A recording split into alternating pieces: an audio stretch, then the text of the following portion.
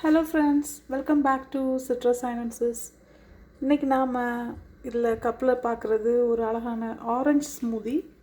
இதில் ஆரஞ்சஸ் மட்டும் சேர்க்கல, ஒரு பவுல் ஆஃப் ஆரஞ்சஸ் சேர்த்துருக்கோம். கூடவே ஒரு பேரைக்காய், ஒரு ஆப்பிள், ஒரு பனானா, அப்புறம் ஹனி அண்ட் மில்க் இதெல்லாம் ஆட் பண்ணியிருக்கோம். அண்ட் இந்த ஸ்மூதி ரொம்ப ரொம்ப டெலிஷியஸாக இருக்குது.